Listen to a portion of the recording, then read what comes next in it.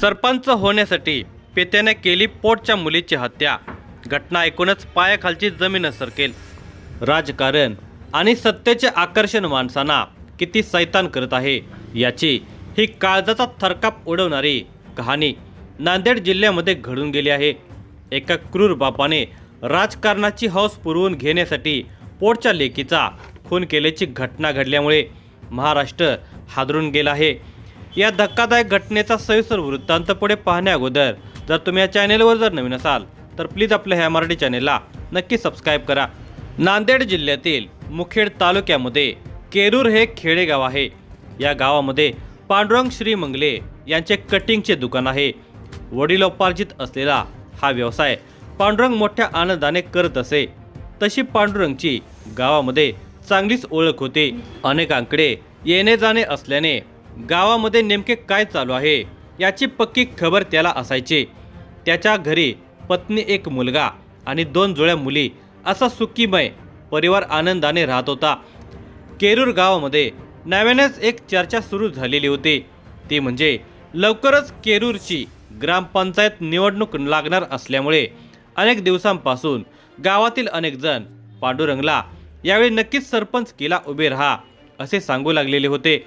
सुरुवातीला पांडुरंगने ते मनावर घेतले नाही, पण गावातील नागरिक पांडुरंगला भावी सरपंच म्हणू लागले. तशी पांडुरंगलाही सरपंच होण्याची इच्छा होऊ लागली. पाहता पाहता केरूरच्या ग्रामपंचायत निवडणुकीचे बिगुल वाजले आणि सरपंच पद ओबीसी करिता राखीव झाले होते.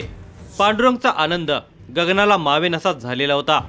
केरूर गावामध्ये एकच चर्चा, भावी सरपंच पांडुरंगच. केरूर गावातील चांगल्या घरामधील नागरिक पांडुरंगला येऊन भेटून निवडणूक लढवावी असे सांगत होते. पांडुरंगनेही होकार दिलेला होता. मात्र एक अडचण निर्माण झाली होती, कारण 3 अपत्य असलेल्या नागरिकाला निवडणूक लढवता येत नाही असा नियम असल्यामुळे पांडुरंग जरा निराश झालेला होता. पांडुरंगने अनेकांना विचारपूस केली, मात्र सर्वजण एकच सांगत होते की 3 अपत्य असलेल्या नागरिकांना निवडणूक लढवता येत नाही. हे ऐकून पांडुरंग विवंचनेमध्ये पडलेला होता. आता नेमके काय करावे हे पांडुरंगला समजत नव्हते. यावर काही उपाय आहे काय? यासाठी माजी सरपंच गणेश शिंदे यांची पांडुरंगने भेट घेतली. त्यांच्याशी सविस्तरपणे चर्चा केली. जसजसे दिवस लोटत होते तशी पांडुरंगची सरपंच होण्याची धडपड वाढत गेली होती. मात्र 3ऱ्या अपत्यामुळे पांडुरंगच्या डोक्यामध्ये अनेक विचार घुमू लागले होते. आता पुढे काय करावे? पांडुरंगने विचार करून या सर्व गोष्टीवर एक उपाय शोधला. तो माणुसकीला काळिमा फासणारच होता. दिनांक 29 जानेवारी 2026 रोजी पांडुरंग झोपेतून लवकर उठला. घरामध्ये पत्नी, मुलगा आणि 2 जुळ्या मुली हे जागे झाले होते. मुले घरामध्ये खेळू बागडू लागलेली होती. पांडुरंगच्या 2 जुळ्या मुलींपैकी प्राची पांडुरंगची लाडकी होते. गावातील लोक पांडुरंगला म्हणायचे, तू खूप भाग्यवान आहेस की तुला 2 मुली आहेत. हे ऐकून पांडुरंगही खुश होत होता. पण आज सकाळपासून त्याच्या मनामध्ये वेगळाच डाव शिजत होता. हे कोणाला कळले नव्हते. त्याने आंघोळ केली, कपडे परिधान केले आणि पत्नीला सांगितले, प्राचीला सोबत घेऊन कपडे आणि काही सामान घेऊन येतो. तो मुलगी प्राचीला घेऊन घराबाहेर पडला. मुलगी प्राची आपल्या आई, भाऊ, बहिणीला बाय बाय करत खुशी आनंदाने चेहऱ्याने बाहेर पडली. प्राची 7 वर्षांची होती. बापाची लाडकी असल्यामुळे लगेच बापासोबत बाहेर फिरण्याकरिता निघाली. मात्र बापाच्या मनामध्ये आज काय आहे हे मात्र कोवळ्या प्राचीला कसे कळेल? सकाळचे साधारणपणे 11:30 वाजलेले होते.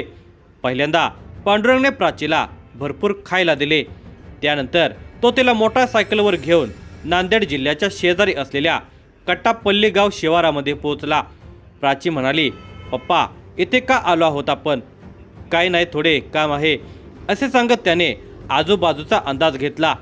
काही वेळामध्ये तो प्राचीसह पट्टावल्ली गाव शिवारातील एका पाण्याच्या कॅनलवर पोहोचला. कॅनलच्या कठड्याच्या आजूबाजूला जाऊन त्याने नजर फिरवली. प्राचीला कॅनल समोर उभे केले. तो त्याच्या पाठीमागे उभा राहिला. बाप पाठीमागे उभा आहे याचाच तिला खूप मोठा आधार होता. पण बापाच्या मनातील पाप तिला समजले नव्हते. अचानक पांडुरंगने मुलगी प्राचीला पाठीमागून जोरात धक्का दिला. प्राची उंचावरून कॅनलच्या पाण्यामध्ये पडली. ती पाण्याच्या प्रवाहाबरोबर वाहत गेली. तिचे पुढे काय झाले हे पाहण्यासाठीही तो थांबला नाही. तो राक्षस बाप घरी लगेच परत आला. प्राची पाण्यात पडली त्यावेळी काही अंतरावर असलेल्या एका शेतकऱ्याने हे पाहिले होते, परंतु त्याला वाटले असेल काहीतरी म्हणून त्याने तेवढे लक्ष दिले नव्हते. काही वेळाने तेथे जाऊन पाहिले असता लक्षात आले की काहीतरी पाण्यामध्ये फेकले आहे. संशयाने त्या शेतकऱ्याने हा सगळा प्रकार 4-5 जणांना सांगितला. जमलेल्या लोकांनी तिथे जाऊन पाहिले असता एक लहान मुलगी पाण्यामध्ये तरंगत असल्याचे दिसले. त्या लोकांनी या घटनेची माहिती तातडीने पोलिसांना दिली.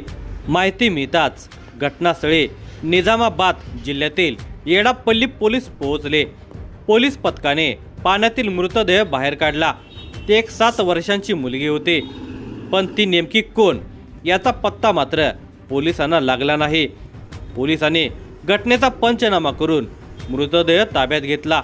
त्या मृतदेहाची ओळख पटवण्यासाठी तिचे फोटो सोशल मीडियावर व्हायरल करण्यात आले. याचा परिणाम चांगला झाला आणि प्राचीची ओळख पटली. येडापल्ली पोलिसांनी तातडीने नांदेड जिल्ह्यातील मुखेड येथील पोलिसांना ही माहिती दिली.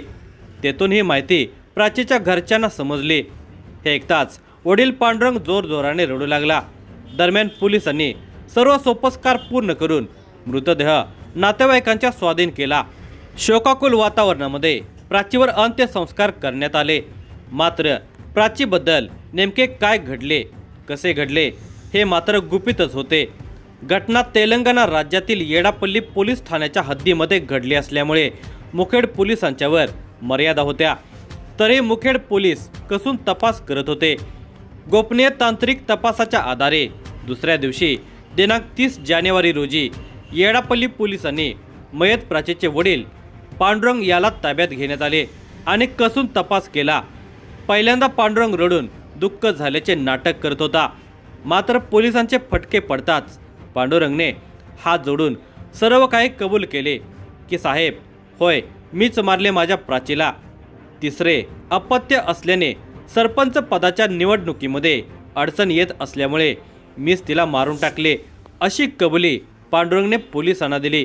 येडापल्ली पोलिसांनी दिलेल्या फिर्यादीवरून प्राचीचा खून केल्याप्रकरणी पांडुरंग श्रीमंगले वय वर्षे 35 याच्यावर तर निवडणुकीसाठी प्रवृत्त केल्याबद्दल सरपंच गणेश शिंदे यांच्यावर येडापल्ली पोलिसांमध्ये गुन्हा दाखल करण्यात आला. पांडुरंगने आपली 7 वर्षांची मुलगी प्राची हिला फिरवायला नेतो असे सांगून गाडीवर बसवले होते. तो तिला थेट तेलंगणा राज्यातील निजामाबाद जिल्ह्यातील येडापल्ली पोलीस ठाण्याच्या हद्दीमध्ये असलेल्या निजामसागर डॅमच्या एका कालव्यावर घेऊन गेला. तिथे त्याने पोटच्या पोरीला जिवंत कालव्यामध्ये फेकून दिले आणि घरी परतला. घरी आल्यावर त्याने मुलगी हरवल्याचा बनाव रचला. तेलंगणा पोलिसांचे कौतुक हे त्यांनी हा बेवारस मृतदेह नष्ट न करता त्याचा शोध घेतला. त्या मुलीचे फोटो सर्वत्र प्रसिद्ध झाल्याने या खुनाचा उलगडा झाला. त्या बातमीतील वेदनादायक तपशील असा की ही मुलगी वडिलांकडेच कायम राहायची, त्यामुळे ती लगेच सोबत येईल म्हणून मारण्यासाठी तिची निवड केली. प्रत्यक्ष पाण्यामध्ये ढकलताना या बापाला काहीच वाटत नसेल का? मुलगी सासरी जाताना अनेक बाप रडतात आणि दुसरीकडे या अजाण लेकराला पाण्यामध्ये ढकलून ती वाहत जाताना आणि पाण्यामध्ये तडफड करताना डोळ्याने बघणारा बाप किती क्रूर असेल याची कल्पनाही थरकाप उडवणारी आहे. सरपंच होण्यासाठी पोटच्या लेकरांचा बळी घ्यायला लावणारी सत्तेची ही झिंग उतरायला हवी.